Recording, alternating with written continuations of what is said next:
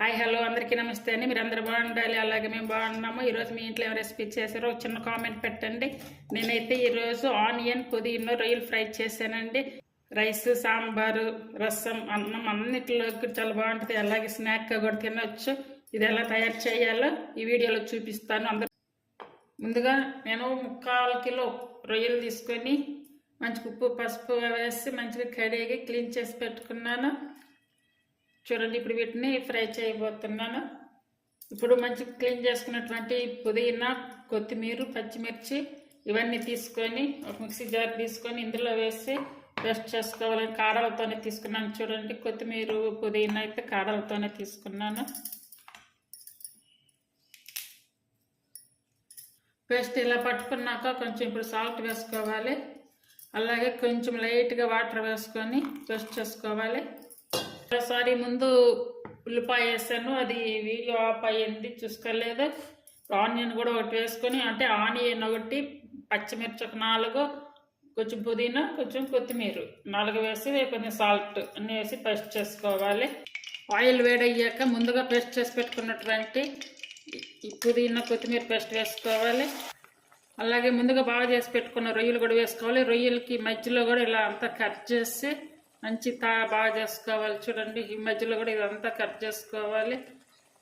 అంటే మధ్యలో ఇట్లా కట్ చేసుకొని లోపల బ్లాక్ ఉంటుంది కదా, ఆ బ్లాక్ అంతా తీసేసుకొని ఇలా బాగా చేసుకోవాలి. ఇప్పుడు ఈ రొయ్యలు వేస్తున్నాను.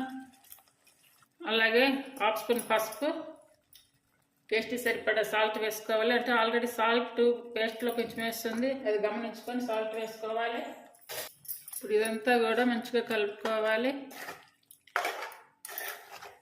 1½ స్పూన్ వరకు అల్లం వెల్లుల్లి పేస్ట్ వేస్తాను.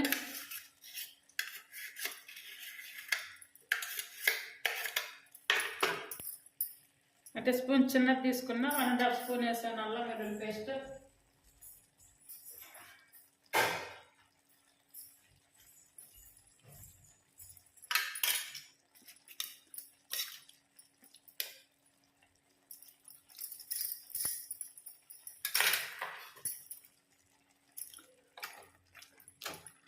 ఇప్పుడు పుదీనా, ఆనియన్ పేస్ట్, పసుపు, సాల్ట్, అలాగే అల్లం వెల్లుల్లి పేస్ట్ అన్నీ వేసాము. అన్నీ పచ్చిగానే ఉన్నాయి.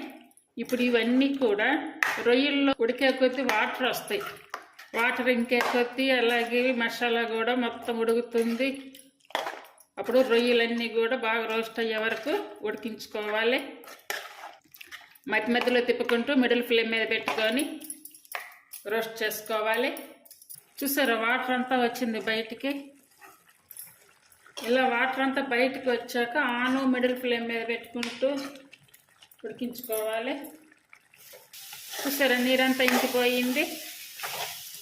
ఇప్పుడు ఇలాగే కొంచెం మిడిల్ ఫ్లేమ్ మీద, సిమ్ మీద పెట్టుకోవాలి.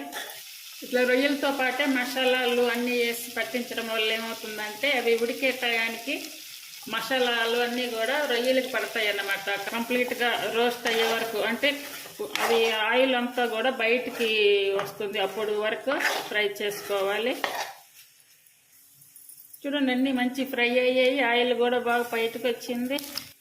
1/2 స్పూన్ జీరా పౌడర్, 1/2 స్పూన్ ధనియా పౌడర్, 1 స్పూన్ కారం, అలాగే సీడ్స్ లేకుండా కట్ చేసుకున్న మిర్చి, ఇవన్నీ కూడా మరోసారి కలుపుకోవాలి. ఇప్పుడు కట్ చేసుకున్నాం, ఇట్లా జ్యూస్ రూపంలో అయినా వేసుకోవచ్చు, లేదంటే డైరెక్ట్గా ఇలా ఒక పీస్ కట్ చేసుకొని ఇలా పిండుకోవచ్చు. మరోసారి మొత్తం కలుపుకోవాలి. ఇప్పుడు సన్నగా కట్ చేసుకున్నటువంటి కరివేపాకు వేసుకోవాలి. అంతే అండి, ఆనియన్ పుదీనా ఫ్రాన్స్ ఫ్రై రెడీ అయ్యింది. ఇప్పుడు స్టవ్ ఆపేసుకోవాలి. తప్పనిసరిగా ట్రై చేయండి. చాలా ఈజీగా తక్కువ టైంలో చేసుకున్న రెసిపీ. ప్లీజ్ కొత్తగా చూసే వాళ్ళు అయితే కనుక సబ్స్క్రైబ్ చేయండి, అలాగే లైక్ చేయండి, షేర్ చేయండి. మీకు తెలిసిన వారందరికి కూడా షేర్ చేయండి.